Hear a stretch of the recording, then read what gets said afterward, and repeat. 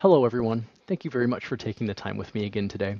For those of you who do not know who I am, my name is Stephen Hicks. I am Endsight's Security Practice Manager. I, and the rest of the team, make short videos like this one that are both on YouTube and our website. We post them around for both the community and our clients. A rising tide lifts all ships, and we're trying to keep everybody safe.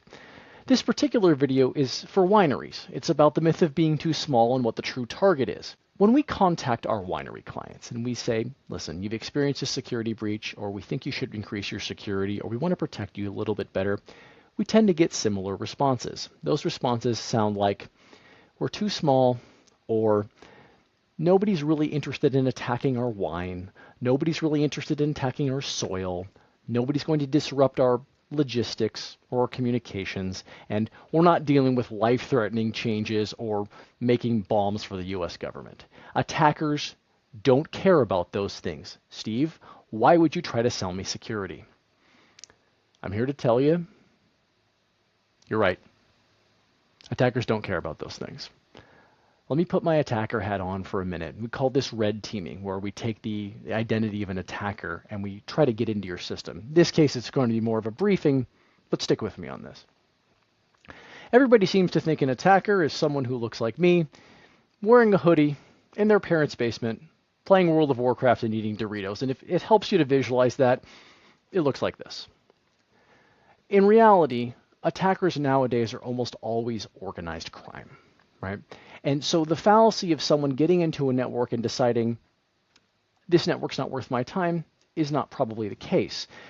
It depends on how much money you're going to ask. That's how you would evaluate a network. But nobody ever gets in and says, I'm not going to make a demand. But to put the attacker hat on for a moment, if I'm searching for a target and it's among wineries, you're right. I, as an attacker, don't care about your wine. I don't care about your soil or your chemistry. I don't care about your logistics. I don't care about your tasting room. I don't care about your buildings. You're not making a product that if I was to dump on the dark web would disrupt the market in any way. That's not my extortion path. It's not what I'm going for. I want three things. I want your accounting department, I want your wine club, and I want your owner. Almost every winery has a wine club. And Endsight, who has over 100 wineries and a great deal of expertise in this area, understands intrinsically that you are protecting your wine club like it's your lifeblood, because that's the bulk of the money that comes into the winery. So what we want to do as an attacker, what I would do, I want to get that wine club. And I want to threaten to post that wine club on the dark web unless you pay me. Because my true target isn't your wine club. It's your owner.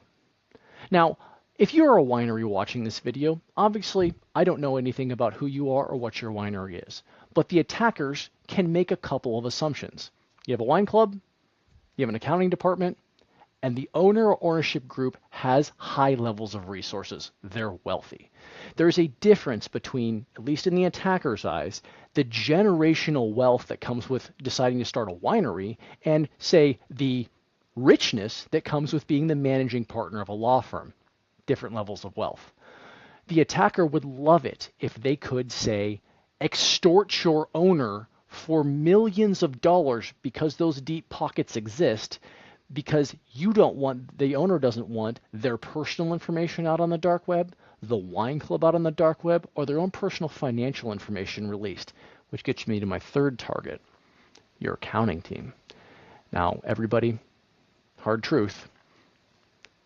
If you're watching this, does your owner or ownership group maybe intermingle their finances and accounting with the accounting department? Even if the answer is no, the wine club and the owner are the path to the wealth. That's what the attackers are trying to target. You're right. The logistics of running a winery, not their concern, but the wealth at the top very much is. The goal is to either get into the accounting department and find the owner's personal financial information and steal, or extort using the wine club, something they know to be a very protected asset. So when we say we're trying to keep people safe, We have literally had conversations with winery owners who had to stop importing sand into their private beach on the lake they made on their winery to talk to us about $500 a month of security services, and that was too expensive. What I'm trying to illustrate with this video is the target is the owner personally. That's where the goal is. Now, don't get me wrong, having increased security to winery has tremendous other benefits besides protecting the owner's financial information. And it's only one vector of protecting the owner, ownership group, accounting department, and the jobs of everyone at the winery. But it matters, and that's the true target. If I take my bad guy hat off again for a minute and I say, as a good guy, what I'm trying to do is just keep everybody safe, keep everybody employed, keep the financial momentum of a winery going, it's relatively easy to disrupt the financial information and flow of a winery having their wine club or disrupting their owner, right? That's what I'm going for. I'm not trying to scare you. I'm trying to tell you we've had conversations with owners where they don't understand that they're the target. They don't understand that their personal information, the finances of the organization are also the target. It's not the logistics of making wine. Hopefully this is useful to you. I'm not trying to scare you. I'm just trying to tell you the truth.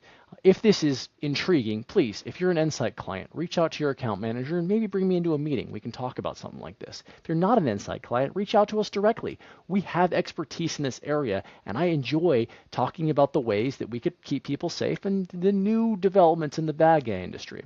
I also would encourage you to go or look at the rest of the videos on this site for this particular audience, like the one about traveling internationally and protecting yourself.